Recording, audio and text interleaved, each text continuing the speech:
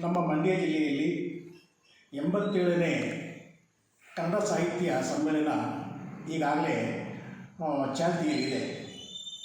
ಈ ಸಮ್ಮೇಳನದಲ್ಲಿ ಮಾಂಸಾಹಾರ ಮತ್ತು ಸಸ್ಯಾಹಾರ ಇದರ ಬಗ್ಗೆ ವಿಚಾರಗಳು ದಿನೇ ದಿನೇ ತಿರುವು ಪಡ್ಕೊಳ್ತಾ ಇವೆ.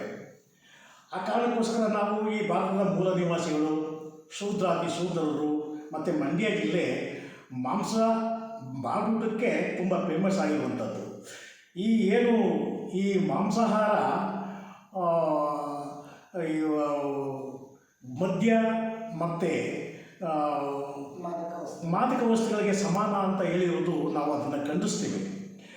ಈ ಹೇಳಿಕೆಯನ್ನು ಒಕ್ಕೊರಲಿನ ಖಂಡಿಸೋದ್ರ ಮುಖಾಂತರ ಸಂವಿಧಾನದ ಆರ್ಟಿಕಲ್ 51(a)(h) ವೈಜ್ಞಾನಿಕ ಮನೋಭಾವ, ಮಾನವತಾವಾದ ಮತ್ತು ಅಸಮಾನತೆಯ ಸುಧಾರಣೆಗಾಗಿ ಸಸ್ಯಾಹಾರ ಮತ್ತು ಮಾಂಸಾಹಾರವನ್ನು ಎರಡು ಬಗೆಯ ಆಹಾರವನ್ನು ಗೌರವಿಸಬೇಕು ಅಂತಿದೆ.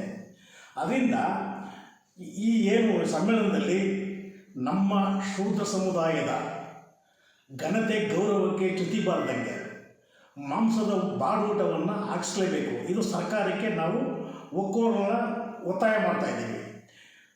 ನಾವು ಪ್ರಗತಿಪರ ಚಿಂತಕರು ಜೊತೆಯಲ್ಲಿ ನಮ್ಮ ಕರ್ನಾಟಕ ವೈಜ್ಞಾನಿಕ ಸಂಶೋಧನಾ ಪರಿಷತ್ತು ಕೂಡ ಇದರ ಬಗ್ಗೆ ನಾವು ತುಂಬ ಕಾಳಜಿ ವಹಿಸಿ ಬಾಡೂಟವನ್ನು ನಾವು ಸ್ವೀಕರಿಸಲೇಬೇಕು ಅನ್ನೋದನ್ನ ನಮ್ಮ ಒತ್ತಾಯ. ಹಾಗಾಗಿ ಇದಕ್ಕೆ ಮದ್ರಾಸ್ ಹೈಕೋರ್ಟು ಕೂಡ ಸಂವಿಧಾನದಲ್ಲಿ ಮಾಂಸಾಹಾರ ನಿಷಿದ್ಧ ಅಂತ ಎಲ್ಲೂ ಇಲ್ಲ, ನಿಸ್ಪೃಷ್ಟ ಅಂತೂ ಎಲ್ಲೂ ಇಲ್ಲ. ಅದರಿಂದ ದಯಮಾಡಿ ನಾವು ಈಗ ಅಧ್ಯಕ್ಷರಿದ್ದಾರೆ ಮಹೇಶ್ ಜೋಶಿ ಅವರಿಗೆ ನೇರವಾಗಿ ನಾನು ಹೇಳ್ತಾ ಇದ್ದೀವಿ, ಅವರು ಮಾಂಸಾಹಾರದ ಬಗ್ಗೆ ಲಘುವಾಗಿ ಮಾತಾಡಬಾರ್ದು. ಮಾಂಸಾಹಾರನ ನಮಗೆ ಈ ಸಾರಿ ಕೊಡಲೇಬೇಕು. ಒಂದು ಮೊಟ್ಟೆ ಕೊಡಲಿ, ಒಂದಿನ ಒಂದು ಪೀಸ್ ಚಿಕನ್ ಕೊಡಲಿ, ಮತ್ತು 3ನೇ ದಿನದಲ್ಲಿ 1 ಪೀಸ್ ಫಿಶ್ ಕೊಡಲಿ, ಸಾಕು. ನಮ್ಗೆ ಒಂದೊಂದೇ ಪೀಸ್ ಸಾಕು. ಆದರೆ ನಮ್ಮ ಗೌರವ ಘನತೆ, ಶೂದ್ರರ ಗೌರವ ಘನತೆ, ಮಾಂಸಾಹಾರಿಗಳ ಘನತೆ ಇದು ಉಳಿಬೇಕು. ಇದು ನಮ್ಮ ಹೋರಾಟ. ಒಂದು ವೇಳೆ ಆಗಿಲ್ಲ ಅಂತ ಅಂದರೆ ಈ ನೆಲ ಚಳುವಳಿಗೆ ಮತ್ತು ಹೋರಾಟಕ್ಕೆ ಗಂಡು ಮೆಟ್ಟಿದ ನೆಲ ಇದ್ದಾಗ ಮಂಡ್ಯ ಜಿಲ್ಲೆ, ನಾವು ಇದನ್ನು ಹೋರಾಟ ಮಾಡ್ತೀವಿ ಮತ್ತು ಅದಕ್ಕೆ ಪ್ರತಿಫಲ ಏನು ಅನ್ನೋದು ಕೂಡ ನಾವು ತೋರಿಸ್ತೇವೆ.